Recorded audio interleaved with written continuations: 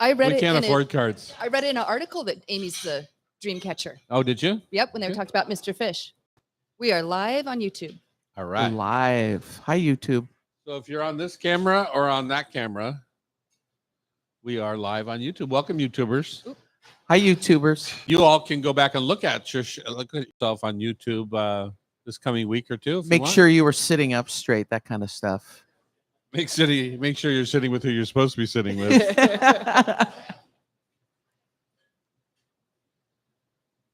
What else we got? Bex? We've got a little taste. Bex. Is that what your friends call you, Bex? Beck or the Beck? I like Bex. I like. Okay, I've never heard that before. That's Really? very nice. No, I Becky like with it. an X. Okay. What was Becky. your Not even an nickname, S. Tom? Mostly people just called me whatever they wanted to call me. My sisters called me Knucklehead? Thomasina, Thomasina. based on the cat in the Oh. Disney movie Thomasina. Yep. Uh-huh. That was about that era. And then Tommy D. When I first met you, people were calling you Tommy Oh, D. Tommy D. in high school I was called Bear because I was big and hairy. Just this kind of hairy. Did you have a beard when you were in high school, like I some didn't. of those high school students? I did not. How about you, Brigitte? Did you have a beard? Gidget.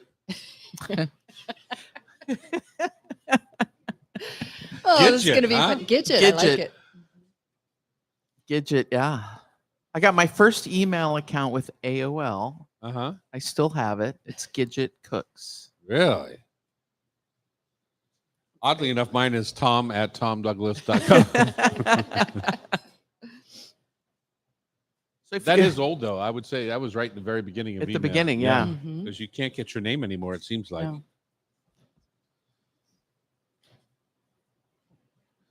All right. Bridget's Set up. the audience motivator. Set up and ready to go. Yeah. I'm ready. Y'all ready? Woo! Okay, here we go. I swear there's going to be hot water soon. I forgot to press the button.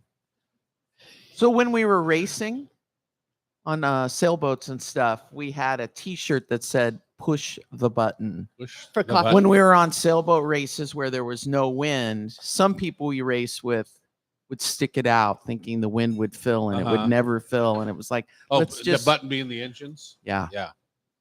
So we'll get one. This is Chef Annie right here, the executive director here of the Hot Stove, and Our the person fearless who leader. gives me the hardest time in the whole company. She's smiling. And Chef Sean is on your breakfast this morning. He's busy making crispy edged eggs. What are those, Annie? Brown butter, orange Man, those look beautiful. Was that Bridget or Sean? No, I made them yesterday afternoon. You have to make the batter the day before So it rests. so it rests, you know. I like mine made day of. Well, you, yeah. Mr. Pastry Chef, whatever, dude. Okay, here we go. Welcome to the Hot Stove Society show on Cairo Radio, celebrating our 25th anniversary year of this show. We've been this and that and over the years, but what we miss most is our pal Chef Terry. I know. Yeah, so we a year and a half without Terry now. So That's amazing. Yep. I'm honored to Uh, be sitting in his chair. yeah, You were- that is the velvet voice of Brigitte Bardot, or better known as Bridget. Yeah. Yeah, okay. Bex is in the producer chair. Ooh, my new name. Your new name. I like it. I'm Tom Douglas, and we're coming to you from our beautiful studios. Aren't they pretty? Gorgeous. They seem unbelievably clean today. Our beautiful studios here at 4th and Virginia in the Hot Stove Society Cooking School, Yep. which is upstairs. If you know where Lola is, or Dahlia Bakery, or Neb, our new little Italian restaurant, or if you know where they are, we're upstairs. We're upstairs in the lobby of back. the Hotel Andra. So just Yeah. walk into the Hotel Andra and Beautiful you'll see hotel. the mezzanine stairs go up. It's fun. The first part of our fresh, hot breakfast just came out, and it's brown butter madeleines with a little scent of orange today. Just baked. Just baked. We are doing a live recording on YouTube right now. So if you ever want to tune in and watch us live, you're welcome to. Or pull up, go to TD & Co. and pull up our show. and watch during the week if you'd prefer. Anytime. Yeah, anytime. Let's see. So many things to get to today. I'm not sure where to start. Father's Day brunch, German soft pretzel corners and beer cheese with Chef Andy Elmore is coming up here at the Hot Stove Society on June 14th. Steakhouse at Home with Chef Rashida here on the 20th. And Cook the Books, the Eucalyptus Cookbook with Chef Bridget on the 21st. Tell us about that, Bridget. So this chef Mosh Bassan was going to come into town with the Jewish Community Center over in on Mercer Island. It was kind of at the tail end of COVID. About 2 years ago. Mhm. No, Yeah. Coming up. It's yeah. Oh, it was yeah. the weekend Coming up of the kind of the Palestinian. I think October 7th. The bombing. Yeah. Well, yeah, with a lot of things. A lot of things. And so he was unable to come. Uh-huh. And we were going to have a class here. I was so excited because I love all of that stuff. And Uh-huh. so anyway, we still have the books. And I said, let's do a Cook the Book. So what's going to be fun is that this is going to be a hands-on class. And it's mostly hands-on. And folks are going to come in right away. And we have really interesting recipes. We're going to do a black-eyed pea dip. Folks are going to make a za'atar pesto with fresh ingredients Uh-huh. to take home, but they'll enjoy it with some of the food that they're making. And then we're going to do some interesting dishes. There's one that he learned from his mother, Meshara, which is instead of making the dolmas with the grape leaves and filling it with that rice stuffing, his mom she'd have leaves that were damaged. So that night, as she was making the dolmas, she'd build a casserole on the side. Same ingredients, but layer it. And she used Swiss chard, which was Sounds great. So everybody's gonna do that. And if they have leftovers, take it home. And then really interesting recipe for fish kebabs and all kinds of those Middle Eastern herbs, but they're ground up in a food processor we're gonna, I think, use snapper for that. Uh-huh. And you're essentially making kind of a fish meatball and loading skewers and then grilling Do they them. get? I saw a stack of his books in there. Do they get a copy of his book? Everybody gets a copy of the book. It's included in the class. So it's Ah. going to be super fun. Great. Yeah, it's a beautiful book. Really interesting story about his restaurant. Well, we sure we had him on the phone. I could barely understand him on the phone, and then Yeah. kind of to promote that he was coming, and then Yeah. he couldn't come after all that.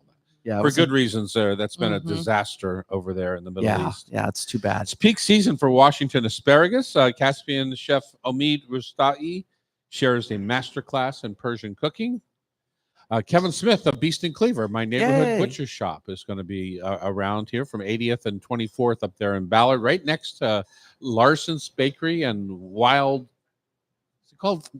Fresh. What's it called? Fish. The Fish Company. The Fish Company. Yeah, That's part of my taste. they sell our spice rubs there, which is Got a big Nice. display. good. Yeah. Yeah. Nice. We explore food and travel with chef and travel host Patty Kerfman of Adventure Tripper.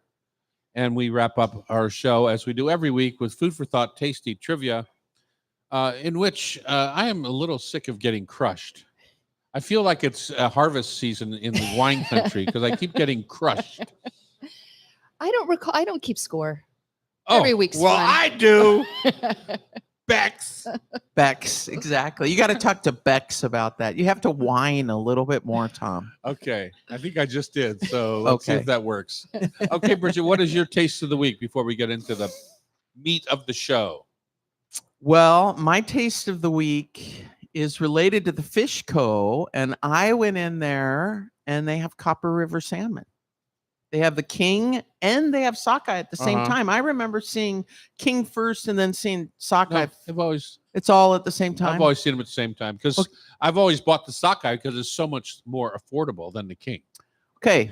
So how much do you think that king costs per pound at right- that retail location? Well, right now, wholesale to me from Key City Fish, it was $38.50 a pound, head off, gutted. So they're called H&G bullets, right? So it's just the fish skin on, but the head's off and it's gutted. So those are $38.50 a pound wholesale. And that's king. that's king. Okay. So guess. So that puts it in retail would be my guess somewhere around $75 a pound. you got it. You got it right on the nose. Good job. I've been Tom. doing this a while. I know. I know. Why couldn't that have been a trivia question? Wait till next Right on the week. nose. I took a picture and texted it to my husband. Anyway, so I got the sockeye, and it was still expensive. It was $39 a pound for Retail, the sock yeah. for the sockeye, but it was so good. I put a little teeny bit of veggie rub on it, and just on the grill, and that's what we had with some big fat Washington asparagus that I peeled, Tom, and just cut the ends off. Just slightly grilled. That was it. That was the whole dinner, and man, Yeah. it was good. What a delicious combination. Just like Yeah. nothing else on it. Just the asparagus and just the fish. It was good. Good. Love that. My taste of the week was similar, I would say, in that I had this conversation with my chef down at Mr. Fish and Half Shell about Copper River salmon. And when do you put it on a menu and when don't you? So, for example, right now, if we were to put Copper River salmon on our menu Whew. at Ooh. an 8-ounce or 7 to 8-ounce portion skin on, Yeah.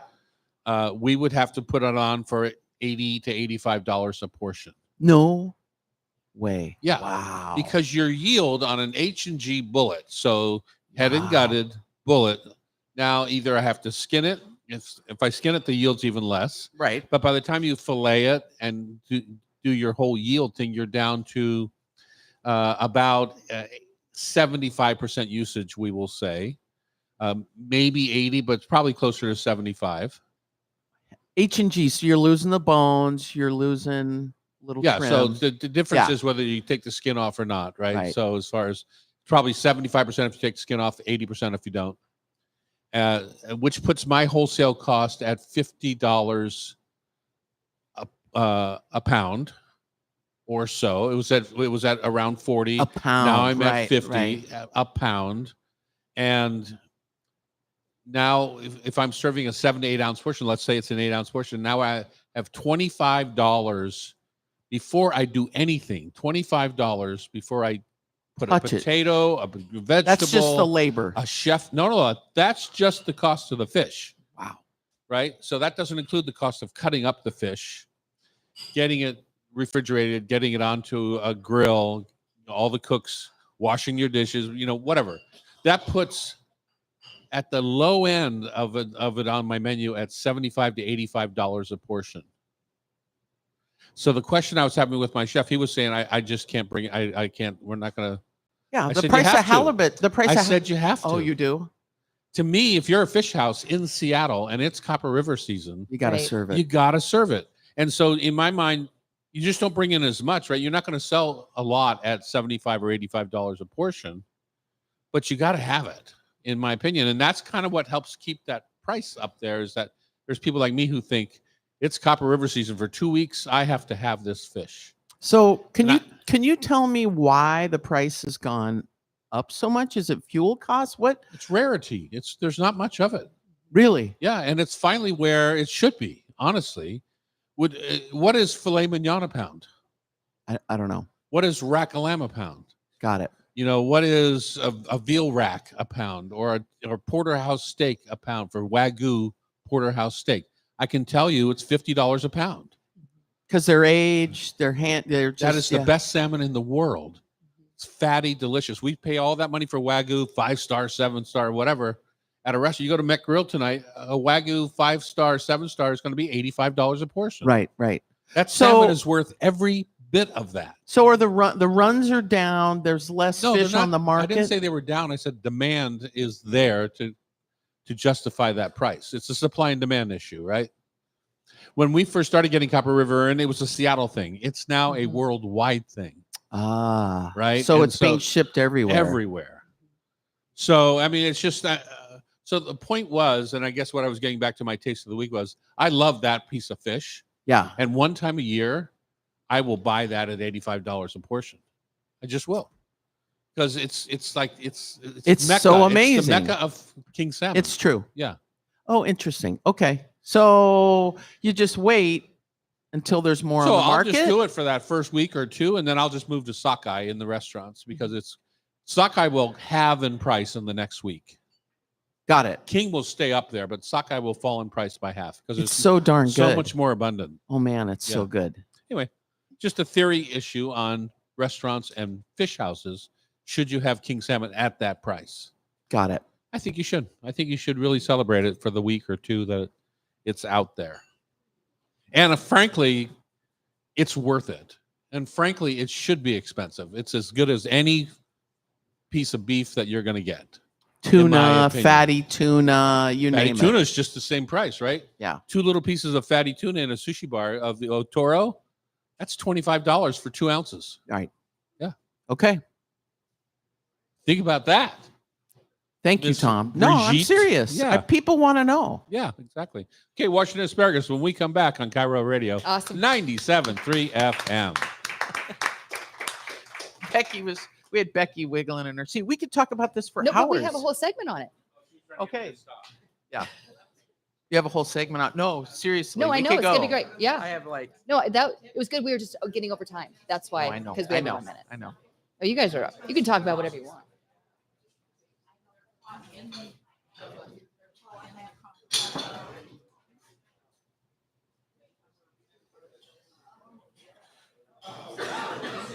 Yeah, Becky, are you on Facebook?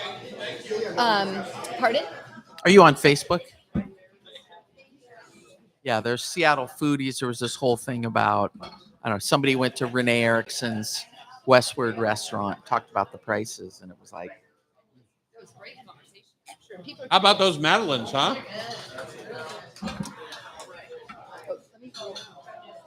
oh, yeah, thank you. I need to get a copy.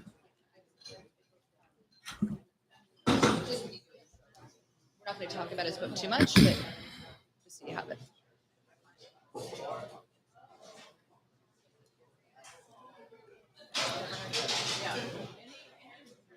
All right, here we go. All right. Audience We're back here in the motivator. kitchen on the Hot Stove Society show. Those Madeleines are so poofy this morning. If you've never been for our breakfast, for a couple of years we served a Spanish style tapas kind of breakfast. Now we have a new one, a French Comté cheese and ham crepe with a little mushroom gravy. And we begin the meal with some warm brown butter Madeleines, and they are the bomb this morning. Thank you, Tom. Yeah. They were wondering why the mixer was running so long. I just put the eggs in and just whip and Wait. Go back on that for a second. We'll get to asparagus in just a second, but let's talk about that. There's 2 things you said about Madeleines already this morning. And of course, I think the best ones, you have to have a Madeleine pan. I mean, you could make these in a cupcake tin if you wanted, but Madeleines are Correct. so beautiful. they're pretty. Yeah. Yeah. So go back to what you said about how you made these more successfully than maybe somebody else might. You talked about making the batter a day ahead, Correct. which I didn't Yeah, realize. that's to set the butter with all those flour molecules so Uh-huh. everything sets nicely. And so the trick to Madeleines is Now, can I stop you there for 1 second Sure. before you get there? On our muffins, the blueberry muffins that we made, they were so much better than we made mixed and made the morning of than they were mixed the day before. Is that because the baking powder is reacting differently, or what? less butter content. They had a little less, but it's just a different structure. They're Uh-huh. less eggs. Okay. So the protein's the big key in these to get that big, beautiful puff. It's whole eggs, which muffins have, but muffins only have 2 eggs. More flour. 2 eggs for 12 muffins, right? Right. And less butter than Madeleines, Okay. and it's all about working that flour and just, suspending everything nicely and then popping them into the oven. Okay. And you were going to say them what? On the I should never stop you mid. No, I know, Mike. No, for Madeleines, the eggs are whipped, Okay. and it's For a long time. Yeah. So with the whip in the bowl, and what I did is because the eggs were in the fridge, I just got a mixing bowl. I put my eggs in there, and I put hot water from the tap on top, and I let them sit for a sec just to warm up, so that there was more aeration. And then I cracked them and put them into my KitchenAid mixer, and whoop, off we went. And I just went about my business While they were whipping while those were whipping. Yeah. by themselves, no sugar, no anything, just No, the and egg. I just got them super whipped and almost like a meringue. Then I slowly poured in the sugar, and then I slowly added the honey, and I let it continue to whip Uh-huh. until I had this crazy structure. And then you melt brown butter. You melt butter to get it so that all the liquid cooks out, and then the butter browns. So when I make madeleines, I often stick to the pan. What's your trick so that these things just because they were metal pans, right? They're Teflon metal pans. Oh, okay. So that's your. Yeah, You they're told me really nice. You told me you don't like to use Teflon. You chastised me for having Teflon pans. I know. It's worthy. These guys, it's been These are worthy. Hot Stove's been open for almost 11 years now, and like I've bent because it's the whole pan spray thing. Like I was like, I'm not using that.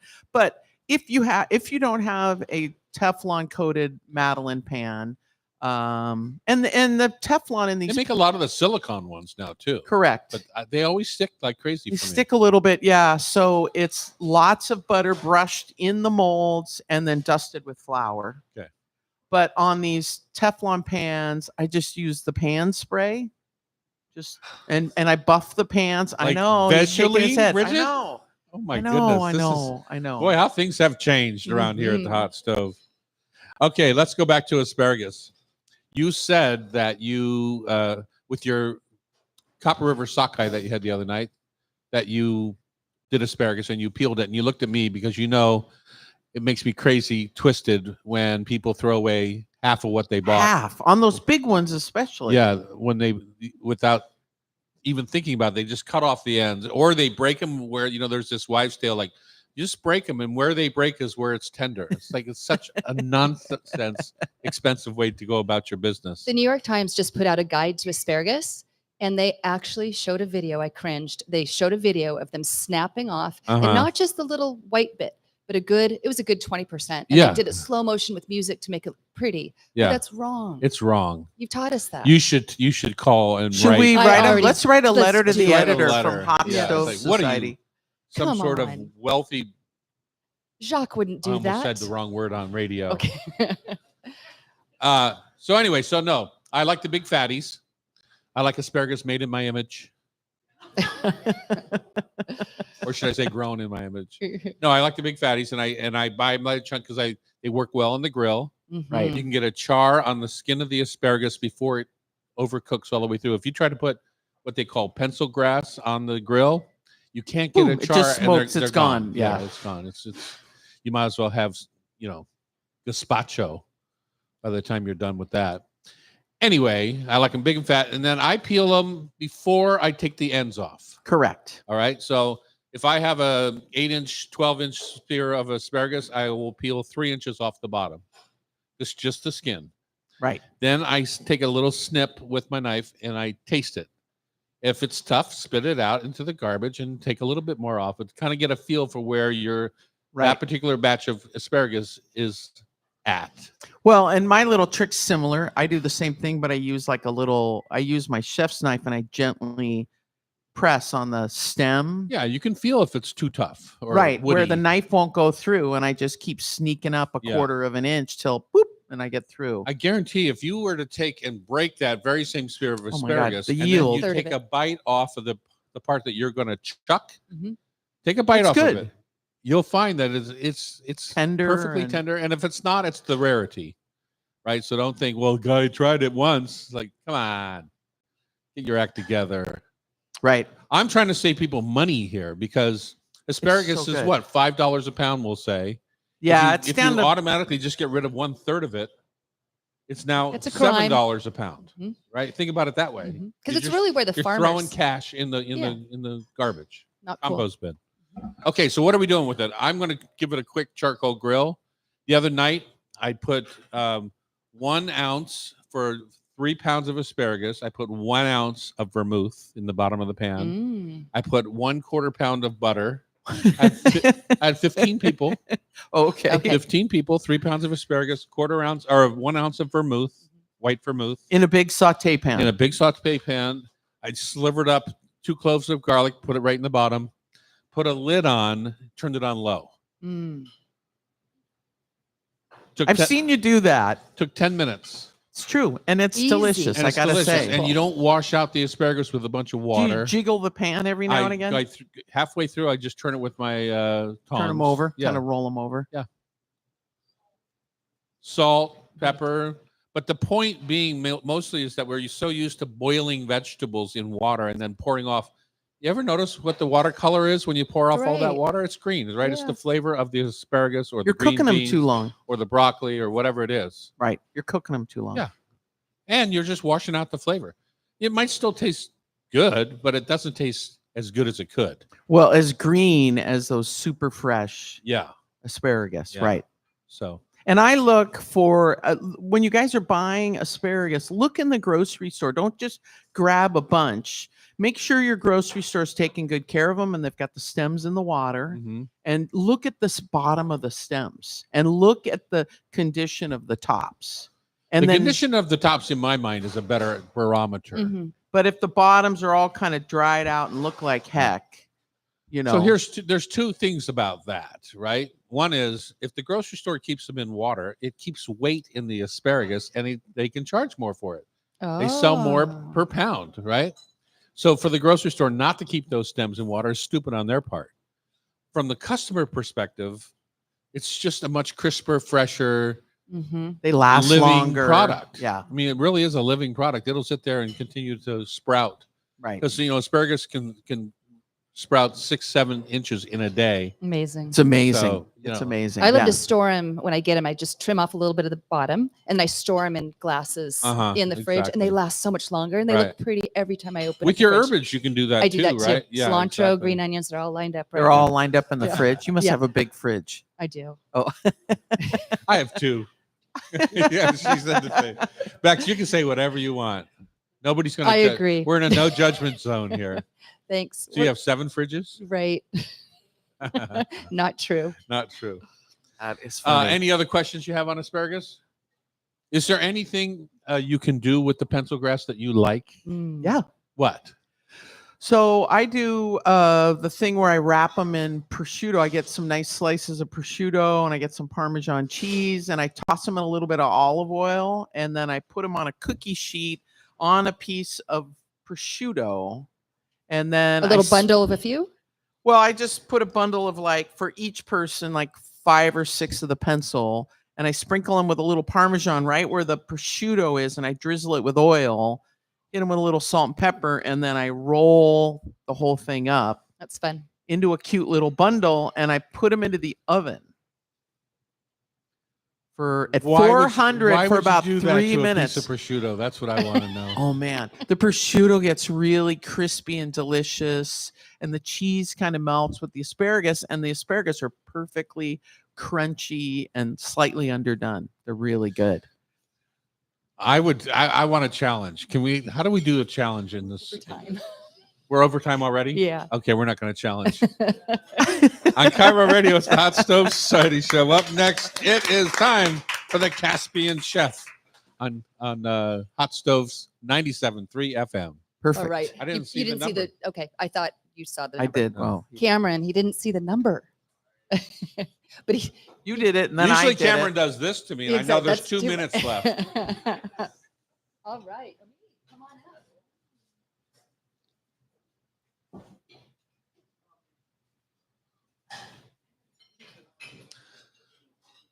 So have you sold 1 million copies of your book since you were here last? Have you sold 1 million copies of your book since you were here last? 1.5 million. 1.5 million. And the 2 ones. Yeah. Excellent. Here's my breakfast. You bring it in. You bring it in. Yeah. I've been gone. No, I've it's been just- gone. I Where bought have some you been? yesterday. Because I've been gone too. Really? You guys didn't see each Whereabouts?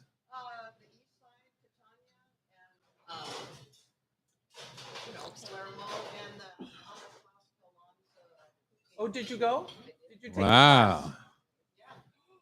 Did. Oh. Yeah. It's a beautiful place. Yeah. Oh, fun. I was in Catania for a day. I went to the fish market and stuff. Yeah. I've been back a week, maybe 2 now. Don't know. No, no, still it's here. still good. I bought it yesterday. Just coming in now. Just No. I mean, it's been like a 10 week. days, yeah. Yeah. Ish. And the season's like a month where they are just It's the they big guys right harvest now. when they come up. So not all are up. So they harvest, they go back, they harvest again, they go back. Huh. Sicily, huh?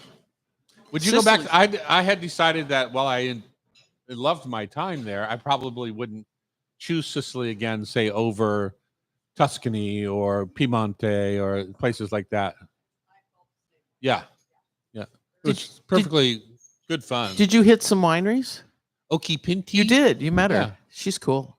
I didn't. She wasn't there, but yeah. The wine's delicious. Yeah.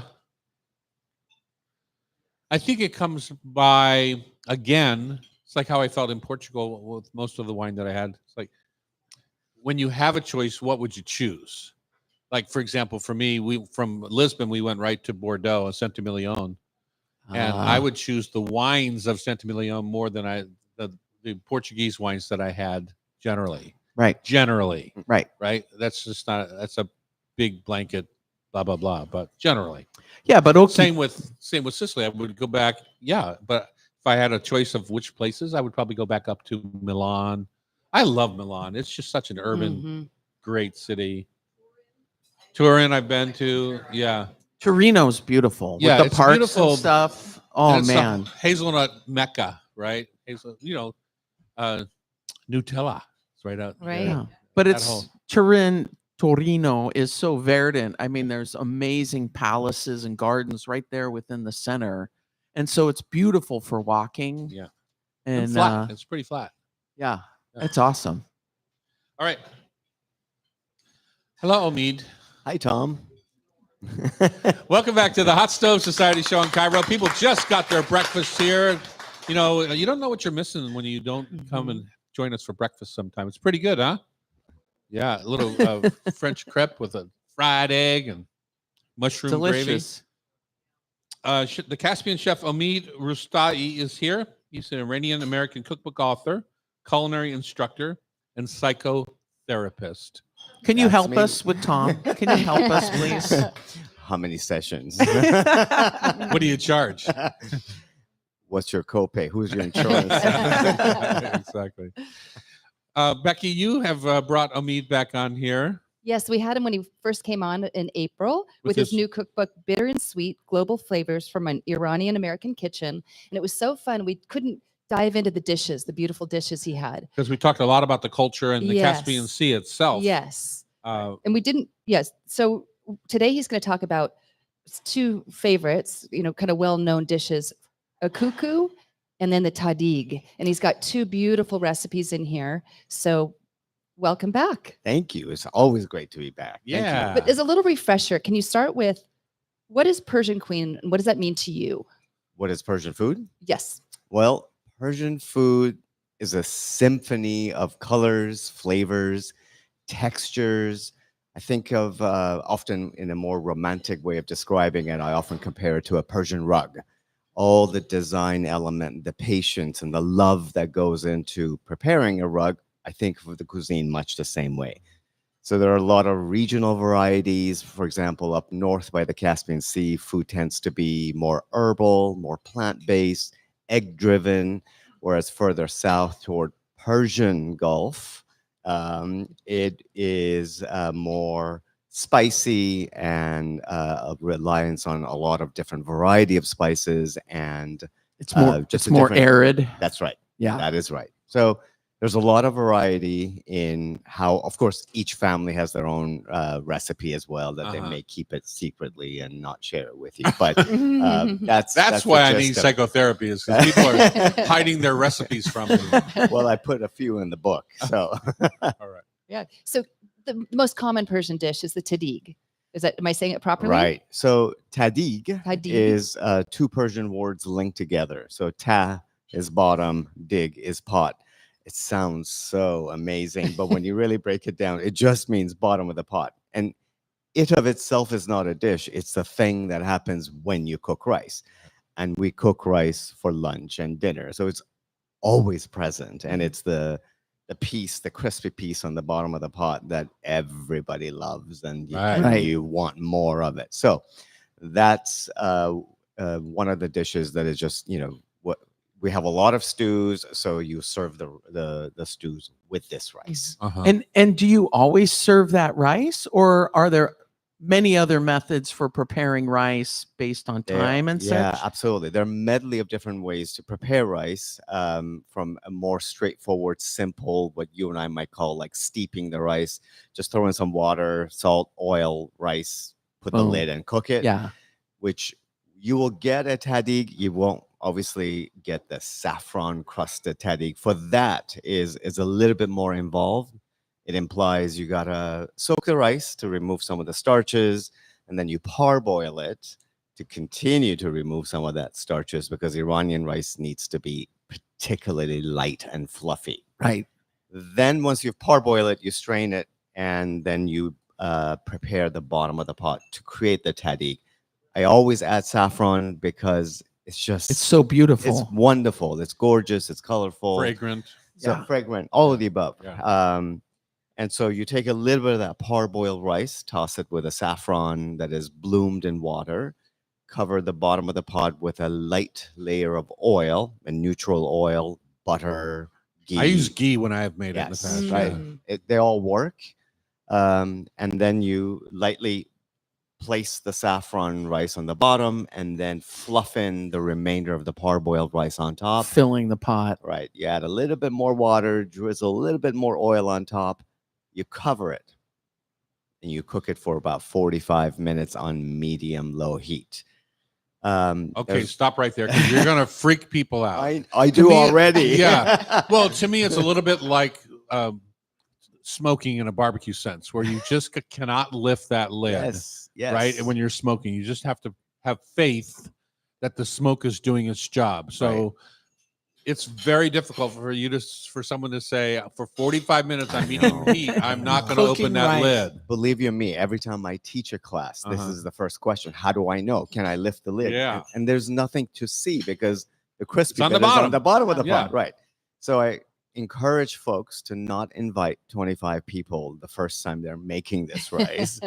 Make it once. Practice. Practice. Know where you left the dial, and then make necessary adjustments the next time you make it. Your Uh-huh. tahdig may be perfect, or maybe crunchy / burnt, or the rice is cooked, but there's no crispy You tahdig to didn't be get the found. bottom. Yeah. You So can you just smell the adjust. steam too Yes. that's coming from the pot. Yes, You know, you can yes. sniff Oh, that that's a good steam. tip. Yeah. Yeah. So there are things to look for: the amount of steam that is coming out, the scent that is coming out, also the sound when the kitchen is The quiet. crackling. and- Right. You should see some steam, but if there's a lot of steam coming out, or particularly at the early stages of the steeping of the rice, it's going to go wrong.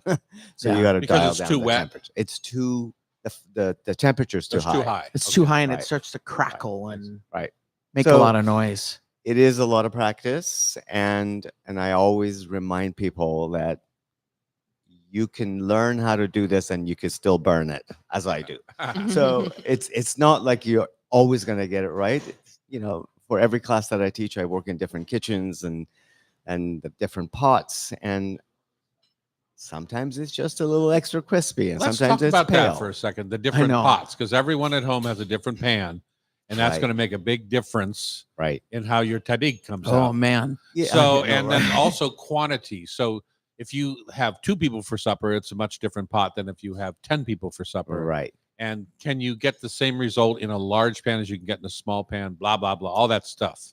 The short answer is I'm going to say yes. I rely less on the pot and more on everything else: the temperature, the length of time, and the skill in the cooking. I think people message me and ask me like, what kind of pot do I use? Uh-huh. And the answer is, well, I have the pot that I use at home, which just happens to be a 2-quart Cuisinart saucepan, Thick bottom. non-stick. Non-stick. A non-stick. Oh, Big that's I know. cheating.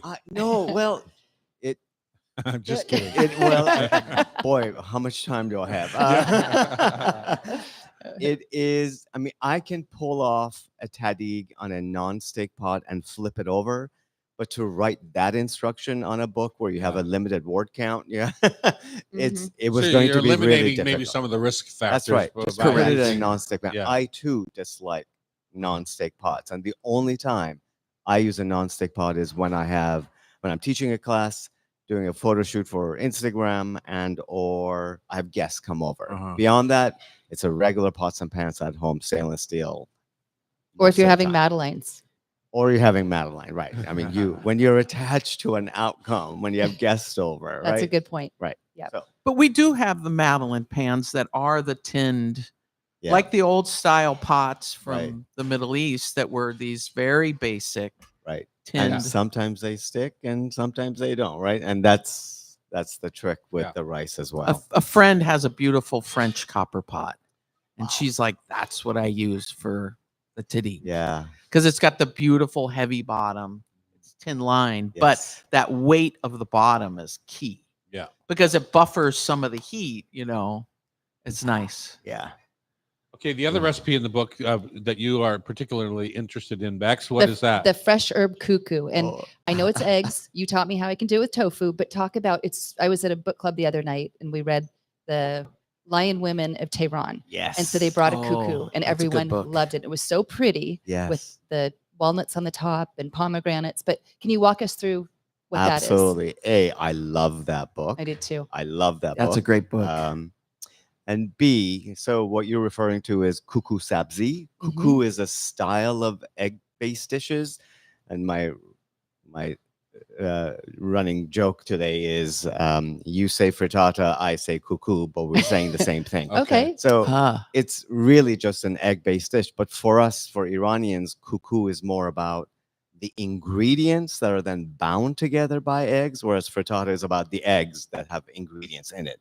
And kuku will never have cheese in it. So for us, this kuku is equal portions of parsley, cilantro, dill that are finely minced. Food processor is great. Some kind of a chives or green onions or leek family to give it that pungency. And the key ingredient for kuku sabzi is a little bit of fenugreek leaves. fenugreek Leaves. So in Ah. Iranian cuisine, we tend to use the leaves, whereas other cuisines celebrate the seeds itself. So for us, it's the leaf, which is a little bit is magical, a little too much is catastrophically Oh. goes wrong. So you blend all of this together with egg, salt, pepper, turmeric, which is the classic Iranian Color. seasoning.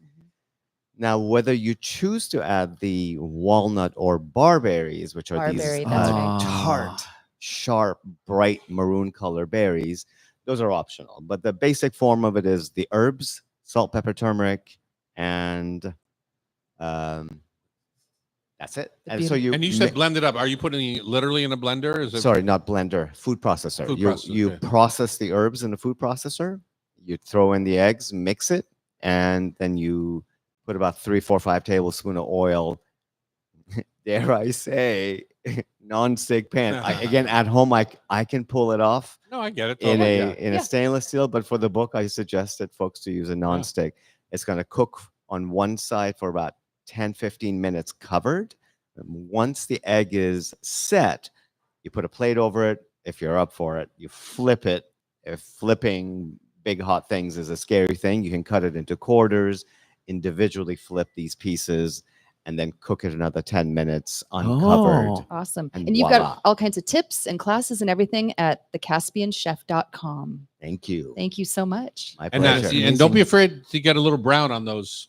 Oh, on those cuckoos. absolutely. Yeah, it's where the it is flavor about the is. crust. Yeah. right. It is about Yeah. the crust. Oh, that sounds delicious. That could be All our right. next How many people are going to breakfast. go home and make that right now? You bet they are. All right. We're going to go back to the wild Copper River salmon subject when we come back. Thank you for joining us. Yeah, thank Hamid. you. Thank you. And you're listening to us on Cairo Radio. It's the Hot Stove Society Show, 97.3 FM. gotta buy a book. I love. We had in that. If you guys want to see the pictures, She came. It was long. Pre-COVID. She did the Tahdig. She did all kinds of stuff from all I mean, over. did you get a breakfast? It's back there. Oh, Yeah. Yes. Thank you, Tom. Oh my God. Okay. Have some breakfast. Sure. Yeah. Nice to meet you. I was up early and went to the Bay Cafe for breakfast. Oh, you this morning. did. That's fun. Yeah. It's been a long time for me. Well, it's not quite in your neighborhood. No, it's not. No, but we used to make the trek. Really? Yeah. Well, from when we lived. Oh, did you? Yeah, when we went. I'll keep Italian pitching. ladies. Because I have a gift certificate. Every Friday. Little cheerful. I live Bay here. Cafe. Before kids and all that.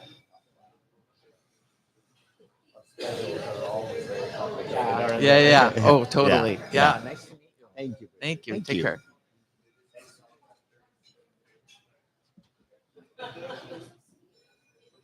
All right, we're back here in the kitchen, Cairo Radio. I'm Tom Douglas, And I'm Bridget Charters. and we come to you every week here on Cairo. It's called the Hot Stove Society Show from our cooking school, the Hot Stove Society, We have such a good time here. 4th and Virginia, downtown Seattle. Let's go back to our subject. I got a little heated, not heated, it's the wrong word, but I got a little excited about the Copper River. Well, I think because, it's as important. I do every year. It's important for people to know and understand when you're Yeah. going into a restaurant, you see something's the price is high, you see why. So I really appreciate that. Yeah, and I guess I would go back to one thing I said in the opening of the show, which was you have to, people want to equate it to, do I want the king salmon or do I want the halibut or do I want the catfish or whatever, Mhm. based on price.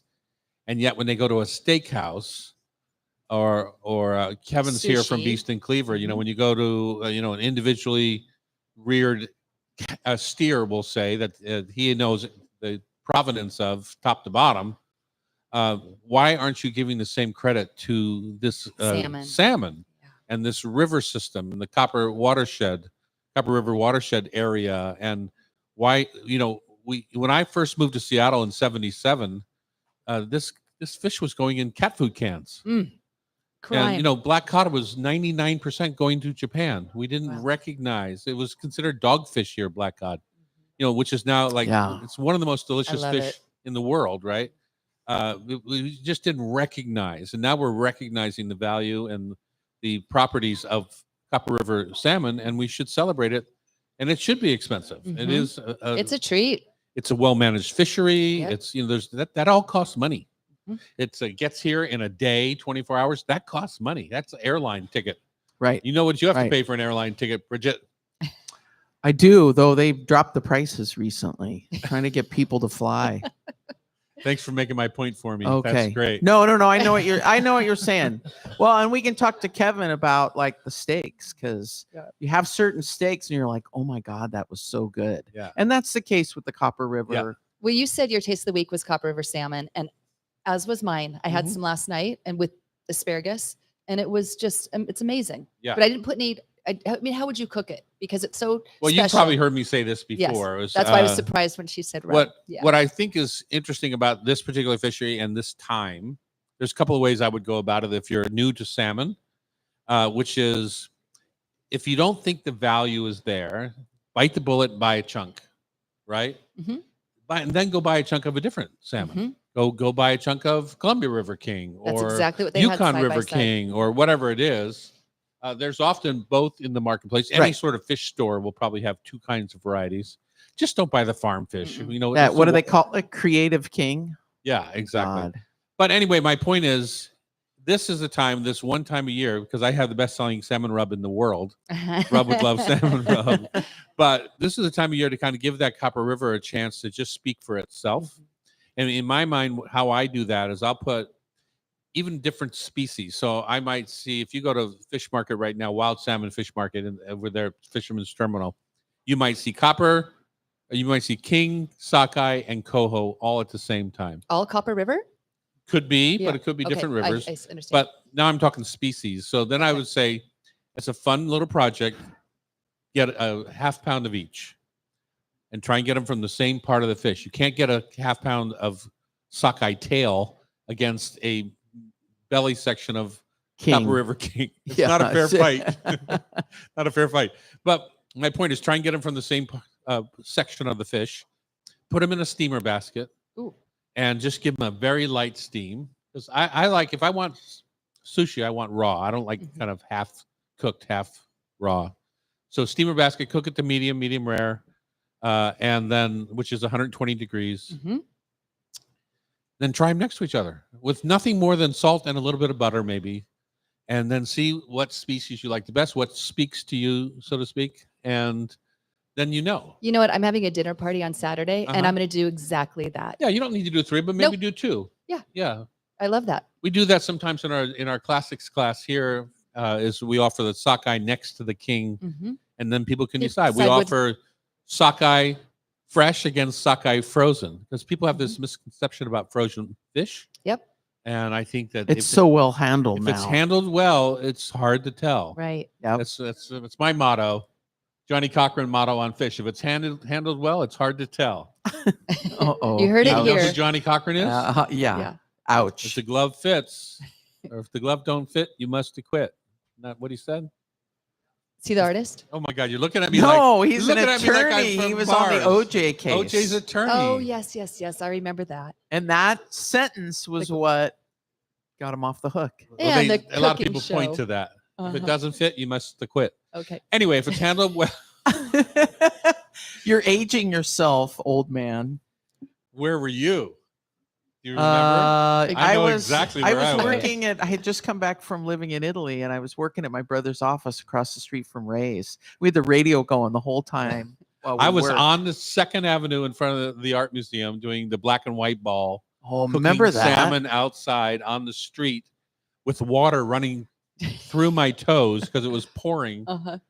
And we ran over to the Brooklyn and watched the OJ chase on the Brooklyn Yep. restaurant TV.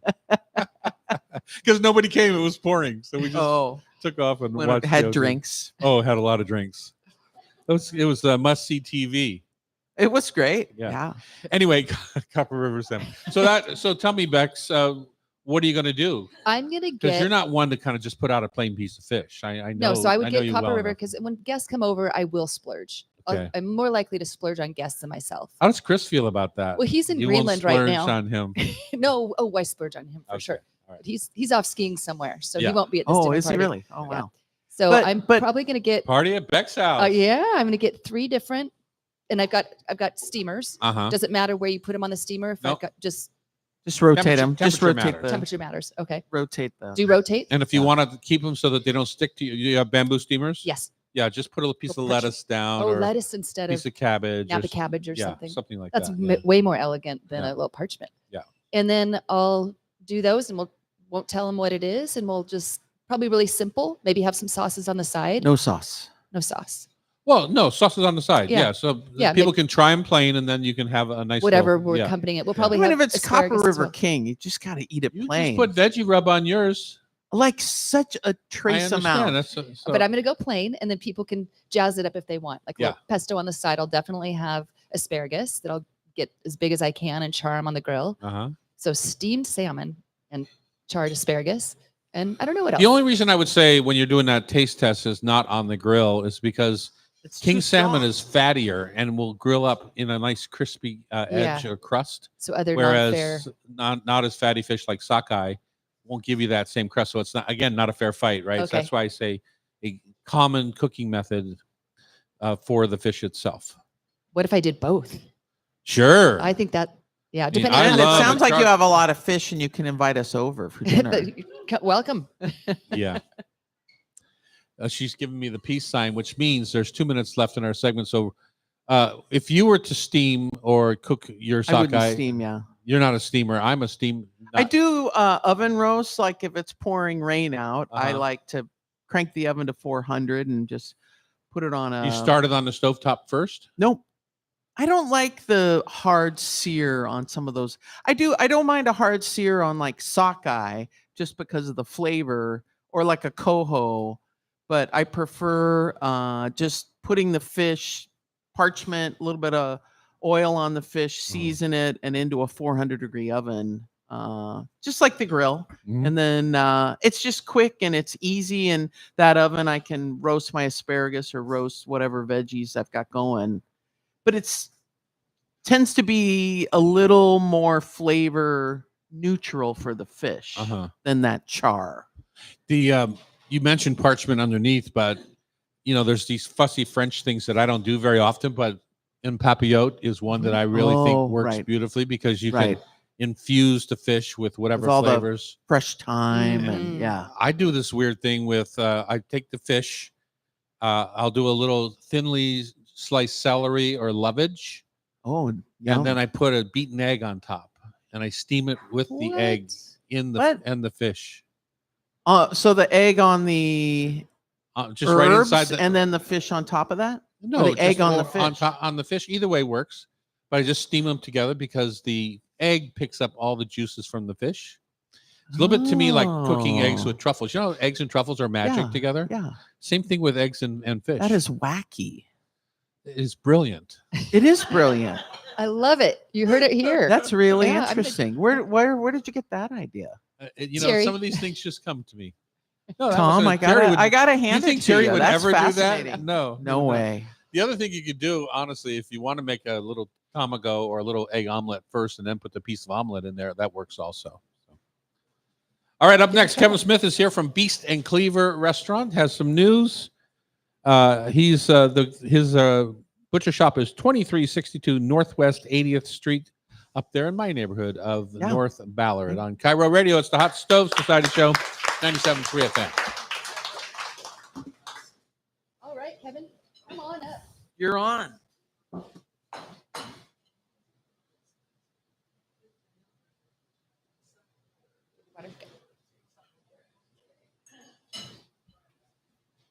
We got How's it YouTube going? working today.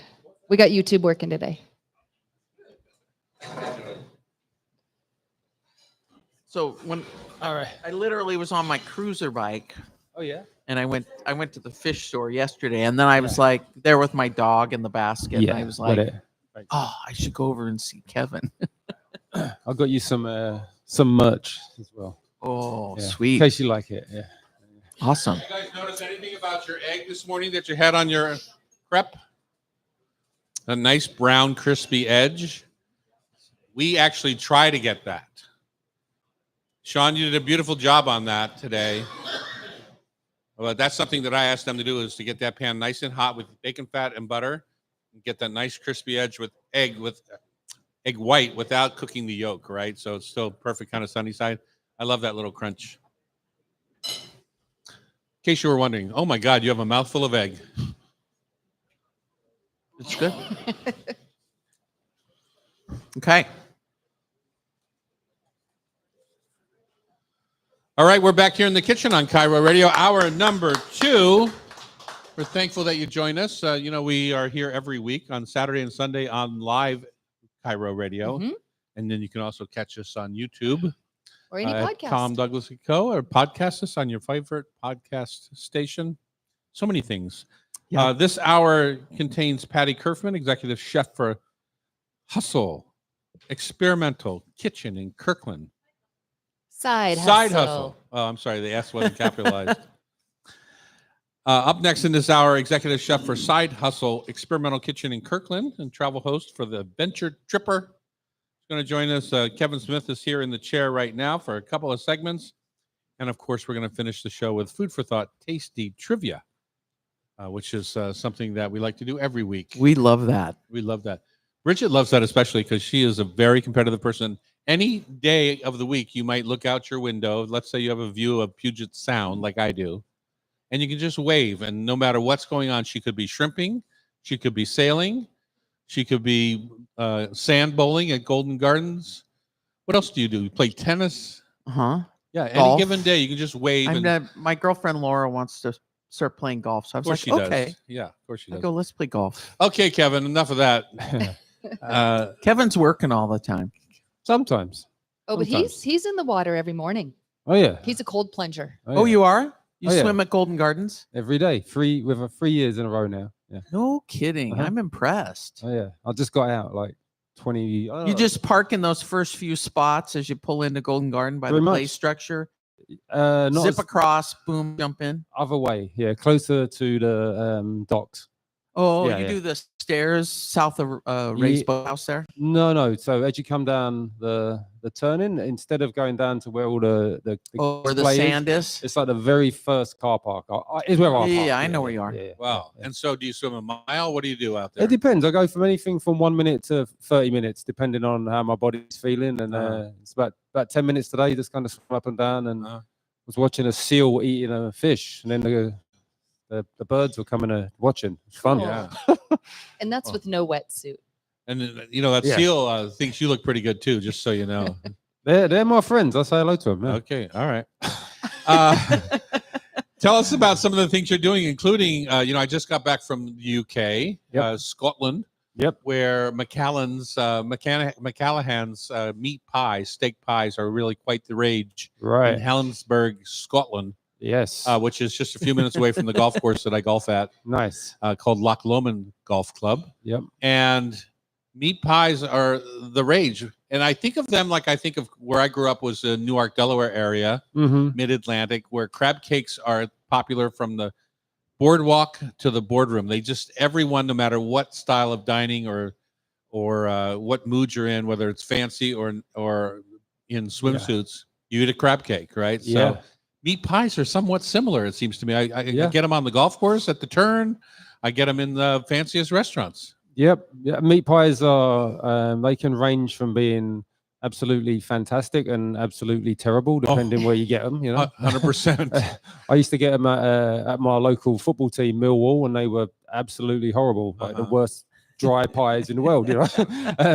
But that's kind of what you get accustomed to. And then you go to somewhere like Harrods or a really good gastro pub, and you'll get some of the best pies in the world. And Uh-huh. there's a huge difference in how they're made, the quality of the ingredients, and what people want to put in them. Right. Yeah. I could talk all day about meat pies, Tom. So like, Well, I think that's why we're here, sir. yeah. I Are mean, you starting to serve them in your new restaurant or at the butcher shop? so we have them every week at the butcher shop. On Uh-huh. Sunday, we make about 50 of them on Sundays, and sometimes we put them on the menus on the bistro on Saturday and Sunday. Occasionally, we'll have them on. Typically, going into like fall and winter, we'll have meat pies for the restaurant, and then on the weekend every Sunday, because people love them. Yeah. Uh-huh. Yeah. What makes a great meat pie? That's a really good question, and there's like multiple things that should make a great meat pie. That the pastry needs to be correct for sure. They want to be moist, but not so moist that it destroys the pastry and you get that horrible like soggy bottom falling apart. Mhm. But you want the pastry to be, you want to develop some gluten on the pastry, so not like the American pies where we want like a really flaky crust. Flaky crusts are great, but they won't work for a freestanding pie. So you do want to develop some gluten, not talking like bread type development, but Is it a short crust? it's not a short crust. It's a hot water crust. So it's essentially hot pork fat that we'll pour flour into and beat it together. And that's literally it. It's flour, water, and hot fat. That's it. That's it. Wow. Yeah. No egg. And if you see No them, I eggs. mean, of course, they're just lined up in butcher shops across the UK. Yep. And they are very sturdy. It's a very sturdy crust. Yeah. And generally, the ones that I've seen are the bottom and the sides can be one piece, and Yep. then the top is kind of put on to Yeah. signify what's inside. There's Yeah. like we do, like the French do truffles, or Fran does a different twist on every different truffle for the different flavor profile. Yeah. They do the same thing on the tops of the meat pies, it seems to me. Yeah, you can. Certain places will have like almost a little signature. You might get a little star on it, replicating it's like a steak and kidney pie, Right. or you might get a little chicken head on it if it's got a chicken in it. Right. We don't really do that. I think when you're looking at meat pies versus like pate en croûte, the super fancy ones that we also do, we want to really distinguish the difference between them. The meat pies are meant to be peasant food, right? They're meant to be, they're humble ingredients that are leftovers that the peasants used to have to turn into some food. So that's what we want the meat pies to look like. And they're transportable. They're transportable. I mean, if you look at Cornish pasties, empanadas, pasties, they're all really similar. Cornish pasties used to have, they used to be made for like a handle for the miners to take down into the mines. Because when you see them, they've got like that classic crimp on them. that was because they were so sturdy that the miners could take them down to the mines in the 16th, 17th, 18th century. Uh-huh. And it's a huge world of knowledge on pies and all of their differences. Now, and your pate en croûte crust that you do, is it similar to the meat No, pie? it's completely different. That one is like quite tricky to make. It's almost like making an emulsion with eggs and butter to start with. You whip them until they come together. It's got cornstarch in there, which will soften and also like give you more malleability in the. And then it's alchemy. Alchemy, yeah, and it's got flour and eggs and water in that one. So that one's really, really. The egg gives it that structure, right? Egg gives it structure. Yep. Again, because we want these things to be able to be freestanding, right? If you've got something like the classic American apple pie, they typically you Too can't tender. stand them up, and Yeah. they're delicious. But that's not what we're aiming for with like a pate en croûte. We want to be able to slice it like a loaf of bread. And the same with a meat pie. Yeah. I know you could talk about meat pies all day, but I really want to talk about your butcher boxes, as it was a taste Oh, of the they're week from great. Bridget They're the great. other day. Oh, So tell thank us you. about what you have there. Yeah, so this year we started a new program. Our little butcher shop is only 1,100 square feet, and we have people we can't supply enough people because everyone wants to come and get the meat from us, which is fantastic. So we decided to start offering a butcher box, and it's between 135 and 195, depending on the size of box you choose to get. And then myself and all the other butchers will hand cut every steak that goes into the box, and we deliver it directly to the door of whoever's doing it. And it's a fantastic selection of meat that changes each week. You know, Tom was saying earlier, we know where the animals come from, we know what they're fed, we know their ages, we know all of that stuff. And this is stuff that I'm not trying to be big-headed here, but this is the best meat in the country, like literally the best meat in the country. And the fact that we can offer it at a really nice price to people's doors who now live in Bellevue and even on some of the little islands is pretty. Oh, really? Yeah. And we're Cool. working on getting it bigger as well. Yeah. So my friends, the Hubers, are neighbors. Okay. They're on 83rd and 28th. Yep. And they've been getting your boxes since the beginning, and they come Great. down for your sandwiches because Yeah. you now post your sandwiches. We do. Yeah. we Post do. the sandwich menu. Anyway, they had a Denver Yep.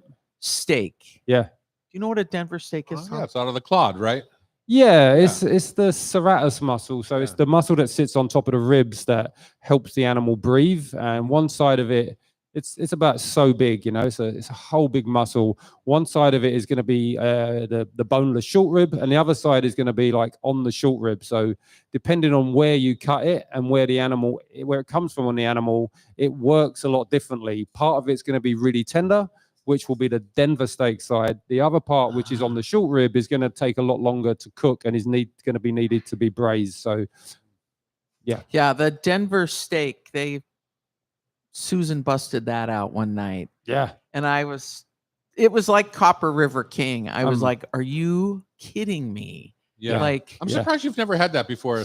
That was one of the first steaks when the Washington Beef Commission hired a bunch of us chefs maybe 25 years ago to try and come up with uses for different things out of the shoulder clod because it was all going in the burger meat. Yeah. right. And so they started breaking out the Denver and the flat iron and Yep. a few other things that Yeah. became very popular cuts over Yeah. the years.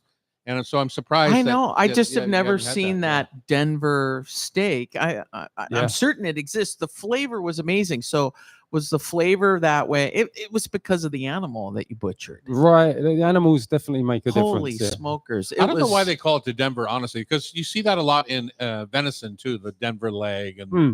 things Yeah. of that nature. I want to go back to the pies for 1 second. Yeah.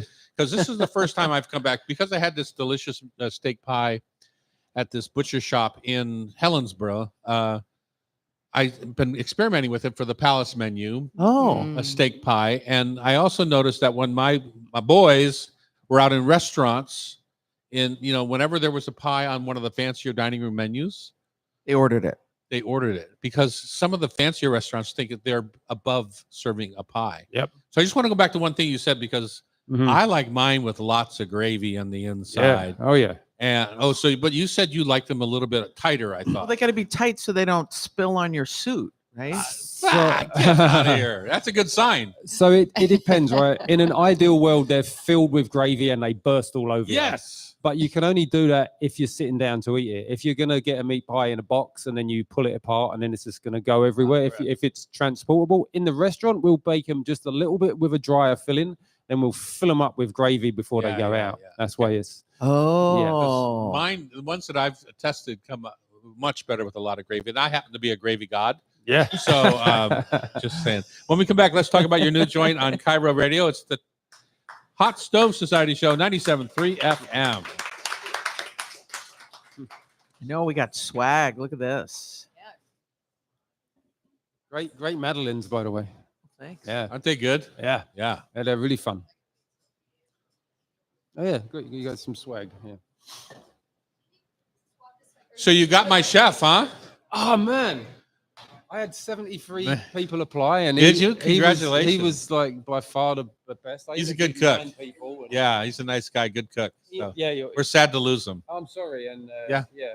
Hey, it happens. Tom is I- notorious for stealing chefs. That is so not true. no. 100% not true. No, he's the incubator for Yeah. chefs. It's true. Yeah. It's true. I don't know where she comes up with this stuff sometimes. I think she's just trying to get you back because she was tender this trying- morning.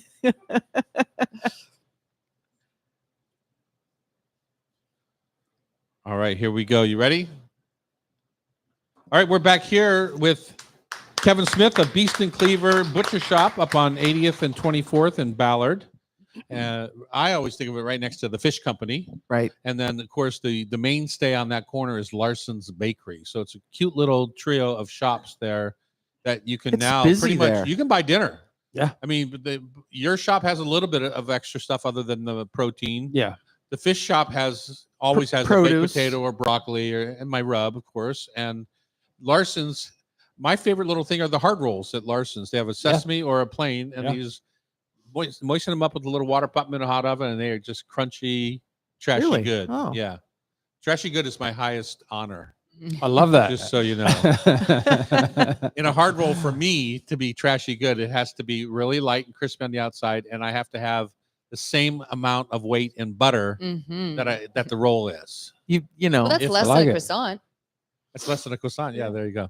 Okay, let's talk about your new restaurant coming up. Yeah. And all the great English pub food. Yeah. And is English pub food different than Scottish pub food? It's very similar. Yeah. Similar, I yeah. mean, there's going to be some regional differences. You know, you're not really going to find haggis on any English pubs Right. recipes, but really, really similar. I mean, it all comes down to like the type of pub. And you've got a pub where people will go down and watch football at 11 o'clock in the morning and stay there and drinking all day. And then you've got the pubs that don't have TV, and you go in and it's just about really good local beer. It's about talking to people. It's about families, and it's about the food rather So than. there's not many of those, is my guess. There's not many. No, there's not. I'm in a There's a pub lot. without There's TVs. not many. No, No. there's not. You know, a lot of the pubs in England are not great for that type of stuff. There's Yeah. a lot of crappy food in a lot of them, So but not all of them. So I just want to say one thing. The Scottish and the English don't love each other. They don't. I think people are a little surprised by that sometimes. Yeah. And like, Oh, for yeah. example, really? my There's a lot of caddies- history behind that Oh, yeah. anger. at my I understand. I'm just surprised that it's still so prevalent. Yeah. And it's not like war, not like. Uh-huh. It's more like just trash talk night, not like. It's Oh, like yeah. a soccer You know, match. like Yeah. my caddies at my club in Scotland Yep. always trash the caddies from England, Yeah. and and for the caddies in Scotland, What it's do really they call about the them, guy toppers? says my caddy says to me, "Well, I had 17 pints last night, Yeah. Yeah. and how are you standing? And And why don't you have to go to the bathroom?" But yeah, so finally I said, well, I went up for my 18th pint. The bartender said, "I think you've had enough, matey," or whatever they call them, each other. And the guy said, "Well, why?" And he says, "Well, because this is your 18th pint." And you're And working. he's still walking. yeah. That's He's what he not- does on he's his not day off. He barfing, literally he's drinks not all day barfing long. in They're Okay. hardy. Yeah, no, they're hardy people. They get used to it. You know, my dad used to be like that. He used to drink all day. Yeah, you know, Wow. it's almost part of the culture. But yeah, not for me. Not that yeah. it's a good thing. Not. Okay, I'm not. I'm so not. pub no. food. Pub food, yeah. So the pub food that we're going to be doing at the new place is going to be like really leaning into my heritage. You know, I'm actually Irish. Like I grew up in England and Ireland. Both of my parents are Irish. But the food that I'm leaning into is like 18th century British food, English food that we don't really see much of anymore. And you know, a lot of people here look down on English food. It had a bad reputation, and that I find that like really interesting, because if we knew our history, then probably over 60% of the food in this country has its roots in English food, you know. So it's a massive amount of I'll just say that's not necessarily a good thing. We are the home of Applebee's and IHOP and McDonald's. I know, but we've also got some of the best food in the world here in America and Seattle, you know. It's just like trying to find the good stuff, you know. So we're going to be doing meat pies, scotched eggs, with puddings. You know, we're just recipe testing at the minute. Summer pudding, which is a amazing pudding going back to the 18th century, using leftover bread and berries, and just Like a trifle. similar to a trifle. interesting. Similar, yeah. Fun. Yeah. I was thinking about last night at Beast and Cleaver because my husband was like, let's go for a bike ride after dinner. So we rode over to Sala's, your neighbor. Oh yeah, I love Sally's. Yeah. Beer store. And Yep. I was like, I wonder what you need to get chairs out front and just get a spigot and just have chairs, no tables, and Yeah. people could line up out in front and just drink beer. That would be Because there's so many dudes that go to Sala's Yeah. after dinner with their dog and they sit there and drink a Well, you pint. know, in England, you just step out of the pub with your beer. You stand in the middle of the Yeah. street. I mean, the places are crowded like crazy. we were talking about being able to do that. The only thing is we've got all those garbage bins right next to us. Oh. And they absolutely stink, and the garbage we can't move them. So it's like, do you Yeah. want to drink a beer next to a container filled of You rotten just put meat? some I- palm I- plants, you know. I did, Aren't and you someone talking about stole his them. new joint that he should Yes. do that? Yeah, Oh, both. okay. Where's your new joint? So it's on Ballard Ave, and we took over the old Ballard Pizza Company, Oh, so Ethan's old place. Ethan's yeah. old place. Yeah. And I mean, we weren't looking to do a Oh. restaurant. We were looking to have a production facility for the butcher boxes because they're growing so quickly. And so we took over this space. Ethan offered us this space, and we took it over. And we weren't even going to open it as a restaurant. And then we started looking around. It's got an amazing hood. It's got all this great stuff in there. So we're turning the back part of it into, like, we have our bandsaw, grinders, all of the big Tools. tools for butchery. And that's going to happen on Monday, Tuesday, and Wednesday. So we'll be able to break down the whole animals, the whole carcasses in there, make all the pastry. And then Thursday, Friday, Saturday, Sunday, it's just going to be a straight up like pub with the best English food that you're going to get anywhere. Yeah, it's going to be amazing. Fun. The admiration I have for the style of dining that pubs offer is immense, because I just find it to be one of those things when I'm out with the boys, it's just so, I want to use the word, they're going to laugh at this. Don't laugh at this.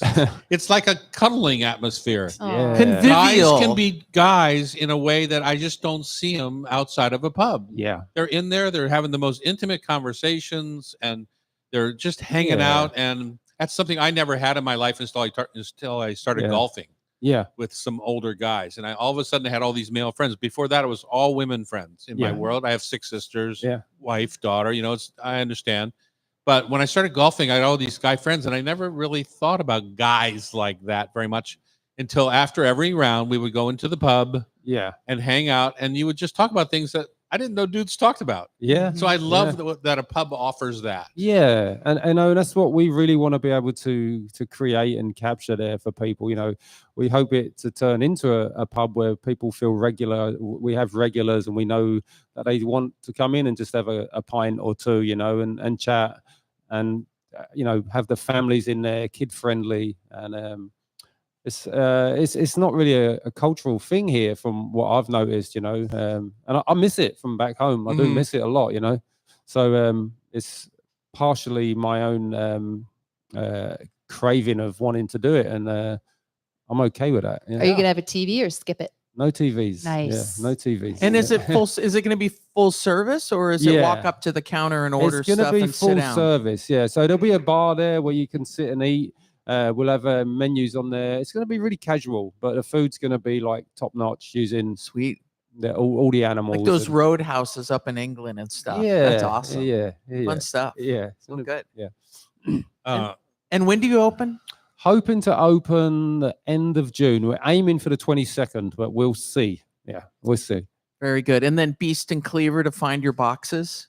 So Beast and Cleaver, you can go onto our website. We're working with Table 22, and we're going to increase those boxes. We're at nearly 300 a month, and we're going to probably push to get it quite a bit higher now that we have the bigger space. So, yeah, Delicious, delicious stuff. I'm glad you like it. Yeah.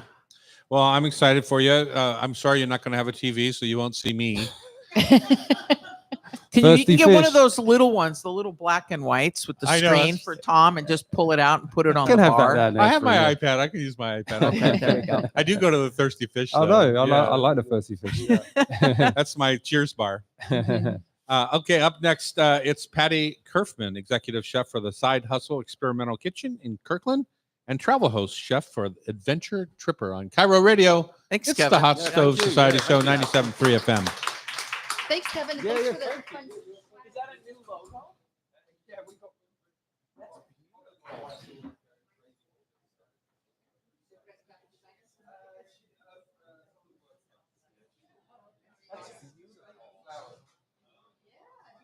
It's so British. Yeah, good to see you.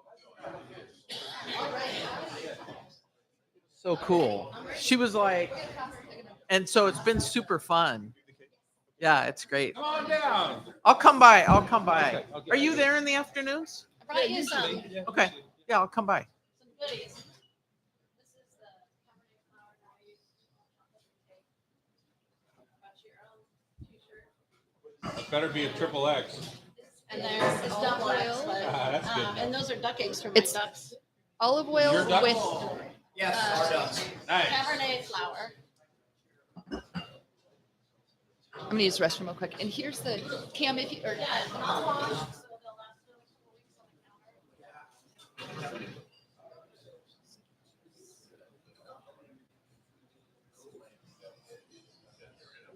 Okay.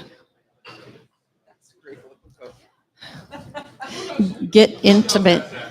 That's James Whitaker. He's the owner of Side Hustle.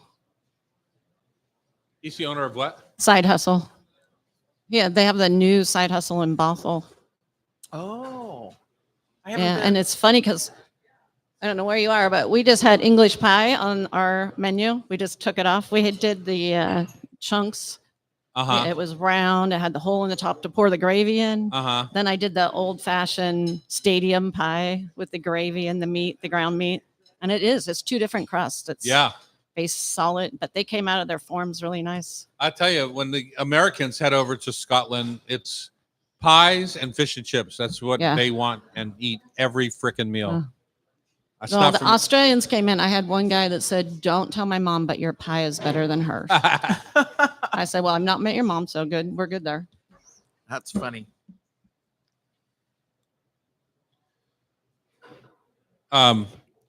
Ooh, So it just goes a side question. Do you Yeah. have any connections at Riviera you can get me on the golf course?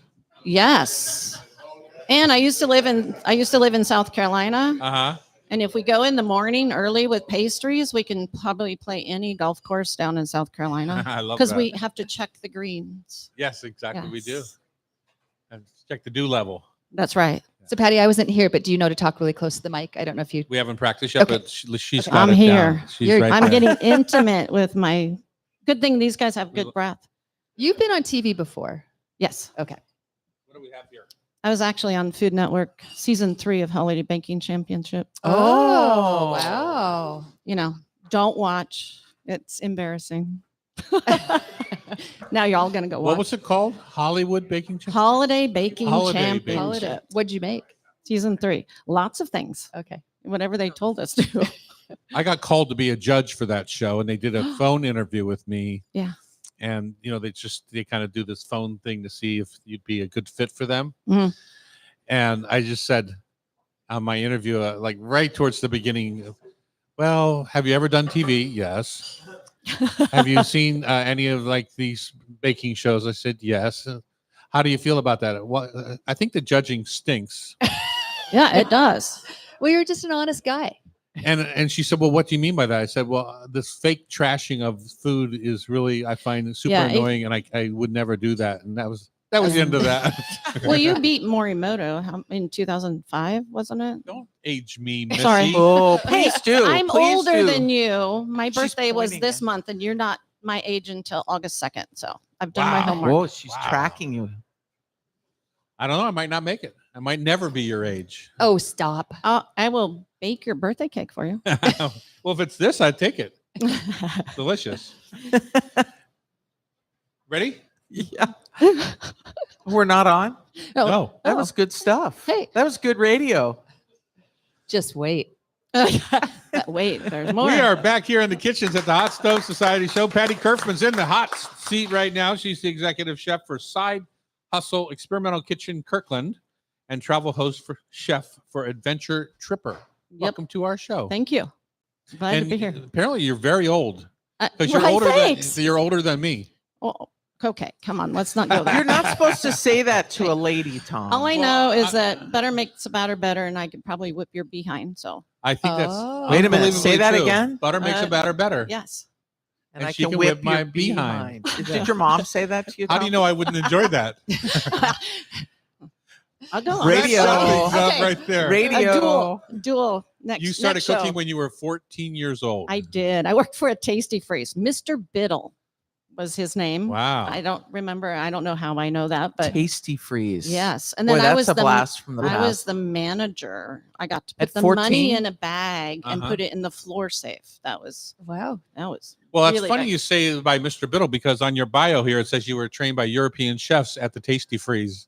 No, I was not trained by the European chefs at the Tasty Freeze. No, I had this German baker, Austrian baker. I had a Dutch chef whose Indonesian wife would chase me around the kitchen with a knife when she came to Nice. visit because I was young and cute and thought that he would, I don't know. She was She crazy. thought it was funny. Seriously? Yeah. Yeah. Oh, I don't know. She was crazy. Interesting stories. I'm sure we could all sit around and have a beverage and tell stories all night long. First female Um, chef at the Riviera Country Club. Yes. I Often was, called the Wow. best golf course in America. Yeah. Wow, that's a Did beautiful you cook or course. meet anyone famous? of course I did. Yeah. Any- Larry Weismiller. Mhm. I cooked for Dean Martin. I parked in his parking space one time. I had a You were late to orange- work and parked Well, I in was his picking one- up my paycheck and he never parked there. So I was just running in to get my paycheck and came out. And there's this guy leaning on my car smoking a cigarette going, "Is this your vehicle?" And of course, a Rolls Royce or whatever it was behind me with his driver standing there, like tapping his foot going, Yeah, exactly. That was What that was fun. happened? Did No, you I get could- his autograph? Oh, I got to go cook for him. Sweet. Yeah. How I was cooked for he? someone famous once, John F. Kennedy Jr., but he's kind of fallen off the Cool. radar. Yeah. When I Oh, Tom, man, you are like full of Oh, it today. that's a This guy's groaner. laughing. At least he's laughing. Come on, yeah, that's we funny had stuff right I worked there. at the Hilton Hotel in Portland, and we had presidents go through. Oh. Yeah, so I mean, Well, Did tell you us work at about the Side Hilton? Hustle. I do. Oh, tell us about it. Oh, Side Hustle in Kirkland Mm-hmm. is just a local tap room. We sell local beers and wine. Oh. We've Only had the owner James Whitaker on the show before. Yes. This was Beautiful Doug's, man, Doug's really worked. place. Yeah. Doug Doug's a Watkins part was owner. involved I don't know. at the beginning. Yeah. Okay. Cool. And Patty's the chef there. I Oh. am. And in addition, she's got another side hustle, and that's what she's here to talk about today. I do. You know how it is when you cook and meet people and kind of connect with them, and this is how you expand your repertoire of friends and connections and all that. And happen to Side Hustle, you can purchase the place for private parties, so it's called a buyout, and you get personal preference with me. I work with you on your menu and whatever you like and your dietary restrictions. And so we create a menu just for you that's hosted detailed just for your preferences. And met this lady who owns a company called Adventure Tripper, and her name's Preeti Suri. And we started talking, and about hour and a half later, she goes, "You should do culinary tours for me." I'm like, okay, food, travel. Okay, my two big favorite things to do, Mhm. eat and travel. So she asked me to take a tour to Tuscany. Love it, And yeah. it's a 7-day walking tour. So we Wow, walk about fun. 3.7 miles a day, 3 or 4 miles a day. But that's Where you starting? well, we start in Chianti. Where? That's where I Chianti. lived. Yeah. And then we go to Gamanos, Montesino, Brunello. Mm. Yeah. And we get to go to San Carrizo. And then we're going to a saffron farm. So along the way, you get to taste wines, learn about the regional wines, learn about the regional foods. Once you get there, everything is taken care of for you. All your transfers, all your luggage, all your tour. And then you get me along with it to talk Uh-huh. about the food Fun. and the wines and kind of embrace it. But it's hands-on. Some of it's hands-on cooking. Fun. Um, Very fun. I think all four of us around the table just love food and travel. The Mm. people you meet. I mean, what's so special about it? Well, are you asking Yeah, me? yeah. Yeah. To me, what's special, like for example, in our most recent trip to Sicily, we rented a chateau. We were with 4 couples. The chateau came with a chef and a server. right. Super fun. So when I didn't feel like cooking, the chef made supper. When I did feel like cooking, she assisted, as did everyone, all 8 of us. You know, we all played around. But to have someone to do the dishes and to, make sure that that place was wrapped up at the end of the evening, clean and nice, and had breakfast on the table in the morning, and Wow. super fun, right? And Mhm. food and travel can be what you ever you want it Mhm. to be, whatever you're willing to Right. spend your hard-earned cash on. Mhm. Well, I find the price is very reasonable, Mhm. and you get to stay in 4 and 5-star hotels, and your transportation, everything is taken care of once you get there. You Great. do have to get your airline ticket. How much over, is it? but, they run at 4,000 Mhm. for 7 to 9 days. Like the second one the second one I'm doing is this first one in Tuscany is super beautiful. It's September Perfect time 21st to through go. 27th. Mhm. And then the next one's in November, and we're going to Kerala, India. Have you been there before? Not that part of India. Mhm. Not Kerala itself. I have been from Ramaswaram all the way in the southern ocean area, all the way up through India to Nepal. So you'll be learning a lot about the So- Kerala Indian food. Yes, lots of food. We get to stay on a houseboat. We get to go on a safari, see all the animals. And not only that, but we get to eat food, and we get to talk food, and we get to learn new cultures. and Uh-huh. Fun. It's So when you cool. say walking tour, let's go back to that, because I think No, I was thinking 4 Sagwagon. miles a day seems like a lot to some people, but it really depends on what town you're in. Like if you're in Montalcino, that is a hilly town. Yeah. I mean, you need a rope tow to get to the top. But if you're in other parts, like if you're in Florence itself, the city, it's completely flat. So Right. Well, you you're just never talking know 4 what- miles in a day. You start in the morning, you have breakfast, then you take a little nice walk leisurely, and then you stop and you have lunch, and then you take a leisurely walk, and then you have supper. 4 miles is nothing. nothing. But what if Yeah, you've it had goes too by. much wine? Is there a Sagwagon? Well, you're walking, so I'll be A there. nap I'll help wagon, you. a nap wagon. Come with nap me. wagon, I will- exactly. Yeah, there you go. Come with me, or we just You spend just the get night the wherever. Sagwagon and take a nap and meet everybody for dinner. Okay, I'll make sure that I have wagons that I Okay. can, and oxen to pull everybody back, I guess. That's But if we're walking, If it's you were to supposed make one Tuscan dish right now, you seem to be in love with the area. Tell us where you would head. Like if I was up in Piemonte, I would say I want something with polenta. yeah, In Mm. Tuscany, do you want something with risotto? Do you what do you yeah, want? probably I would go mushrooms, saffron, risotto, September fresh herbs. Roast chicken. Yeah, Ooh. Tuscan I mean roast. you can't. The chicken just tastes Yeah, different. it's there. different. Yeah. Well, and the Chianti beef Chianti Yeah. Gianna beef. yeah, that would be good. Big I old don't know. There's bistecca so Fiorentina. cheese. Oh, the pecorino fresco. Yeah. So go risotto, cheese. Jeez. And try risotto with pecorino instead of Parmesan. Just if Oh, you have it. always. The only problem is you have to worry about salt because pecorino is very salty. Correct. But it is something that's made from sheep's milk, and so it has a little bit more pungency and makes delicious risotto, in my Yep. opinion. So Mhm. A little more unique.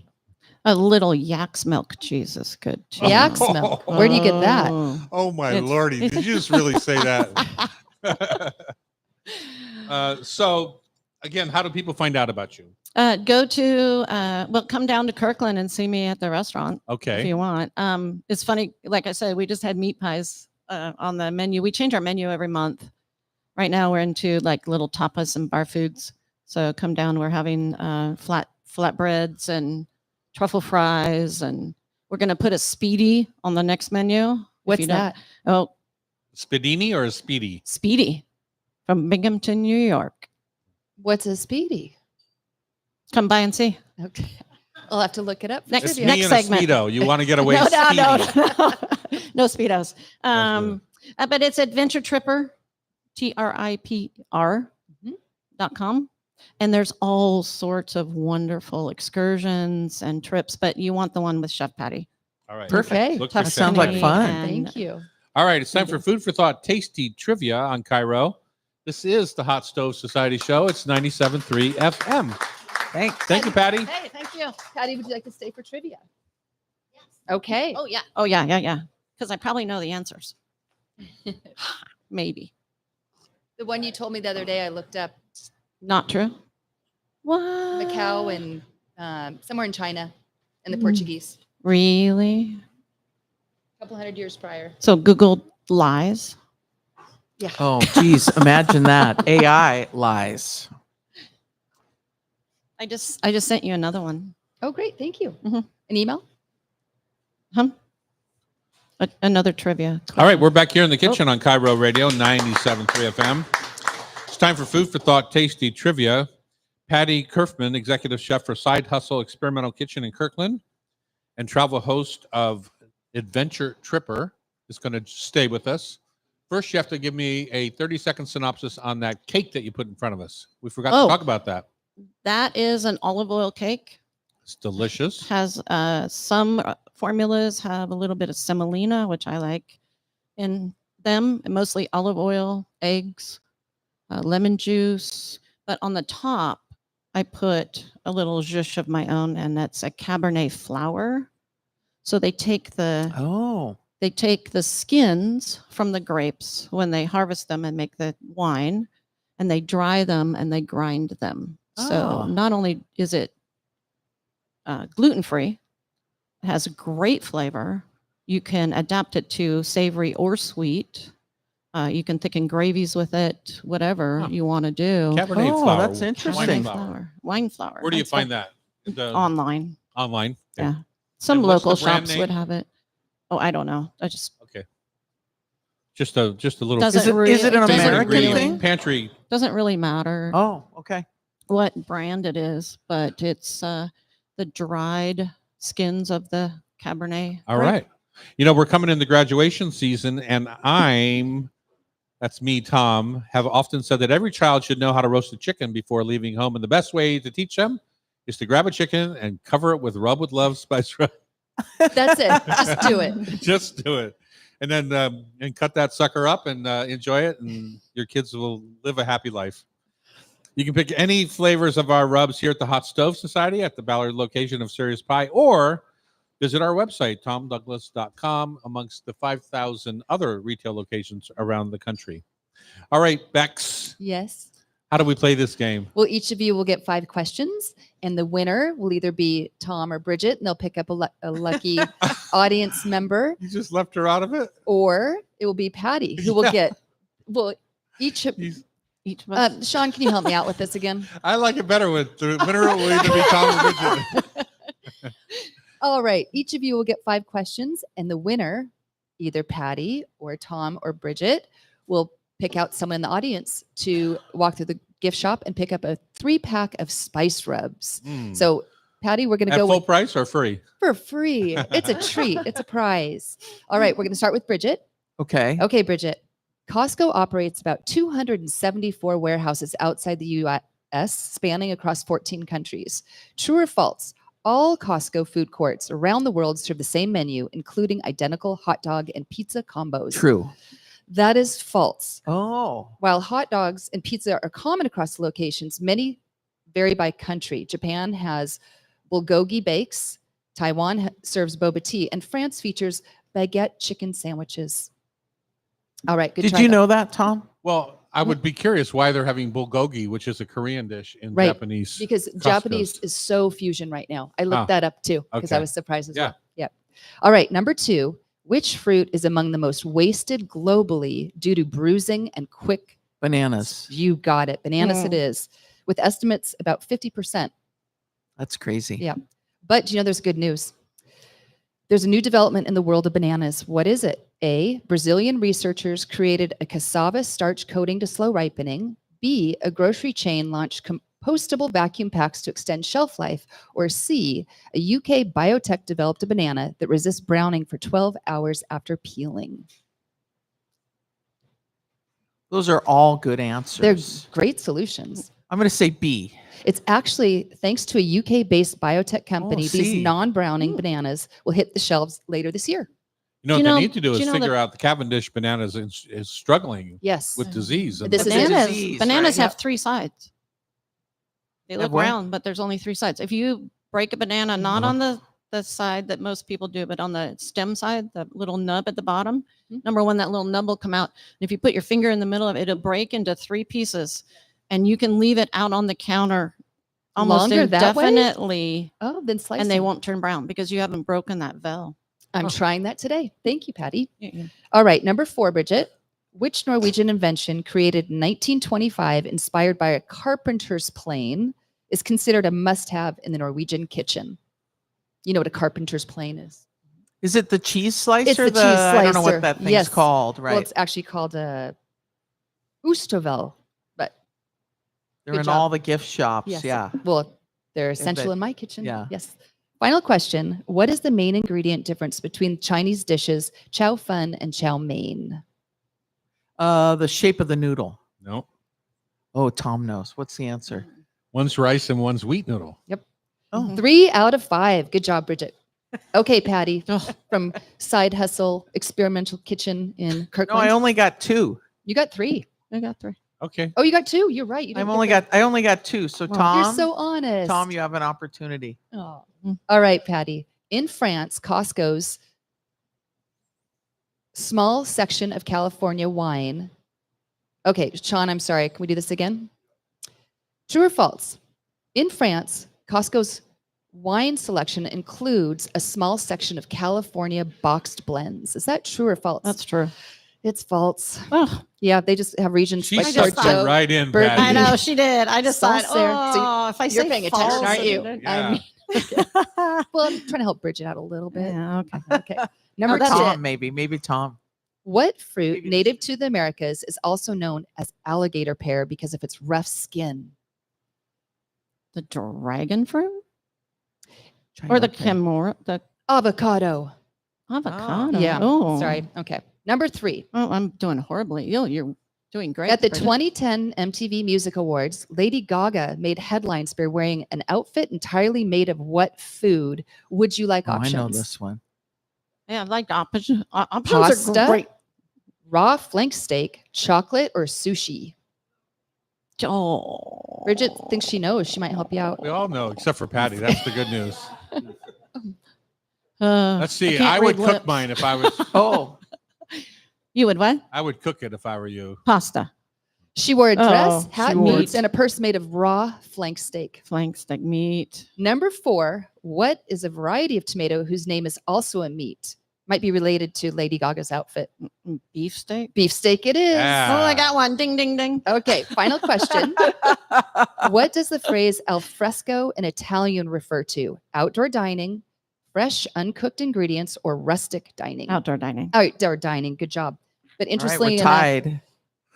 al fresco can also mean in prison. So be cautious when in Oh, Italy. okay. Okay. Can also mean diet grapefruit Yes. soda. There. Okay. There you go. Okay. You've got a chance. All right. Chance. Number 1, what longstanding Costco food court deal remains relatively the same price globally, including in France? Hot dog and pop. You got it. Yeah. No. Number When's the 2. last time you used the word pop? Pop. You're aging yourself, Tom. No, it's an East Coast term. Mhm. Chateau Neuf de Pop. No, East Coast we had soda. Out here we had pop. Mhm. One of Soda those pop, two. yeah. Yeah.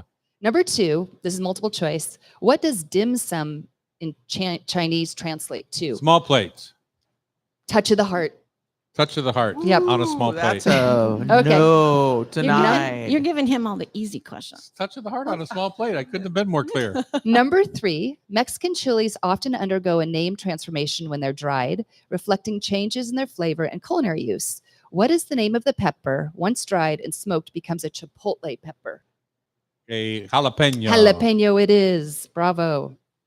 Number 4, multiple choice. Which burger chain just topped Yelp's 2025 list of America's favorite burger chains? Shake Shack, In-N-Out Burger, or Five Guys?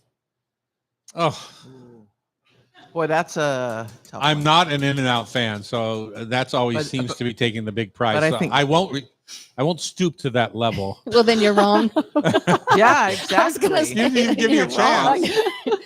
I would pick out of that. I would pick Shake Shack. Shake Shack. Yeah. According to Food Wine, it was In-N-Out. Yeah. Yep. It's a terrible Why burger. don't you like it? It's a terrible burger. It's terrible it's like fries. the whole It's smash terrible. burger It's thing. ugly looking restaurant. It's bad fries. It's Long line. They- I don't get it. Food They're and Wine cheap. said I top spot. officially for don't its- get In-N-Out burger. Okay. Consistent God. quality, nostalgic drive-through, and customizable menu. I know. I just Don't made a care. bunch of enemies. I don't care. That's all right. Take me to a Shake Shack any day. Okay, for final question, is it a win or a tie? What is the difference between Indian kofta and Indian korma? Spelled with a know. K on each. Indian kofta. I think of the kofta being more Turkish. No. And Middle Well, Eastern in general. It's all- But that's why Yeah. I'm saying Indian. And Indian korma. Mhm. Kofta and korma. One you use after a pause in a sentence. And Oh, honey. that was pretty good. And when you put it on a Was it? skewer. Okay. Yes, it was really good. Is that your final answer? Yes, that's my final answer. All right, we've got a tie. That was wrong. Yeah. Kofta is spiced meatballs, where korma is creamy, slow cooked curry. You knew that, didn't you? Tom? Okay, Not even final for a question. second. You got to slap down here. Okay. How did Julia Child pronounce pasta? Pasta. Patty, Okay, I win by default. you guys aren't going to give it Is a try? she Canadian? Poster? Pasta. Julia Child, pasta. Patty got it. There Patty's you go, the winner. Patty. Way to go. You can take your Cabernet flour and get the heck out of here. Okay. If you want to be part of this show, you can join our community on YouTube Live at Tom Douglas & Co. or buy a ticket to join us right here in the studio at hotstovesociety.com. Our show is produced by Bex Guzak. Our technical wizard today is Cameron Thomas. And our talented editor at Cairo is Sean Don't Call Me Del Torre. If you miss any episode of our Hot Stove Society show on Cairo 97.3, you can visit, you can fix this, please.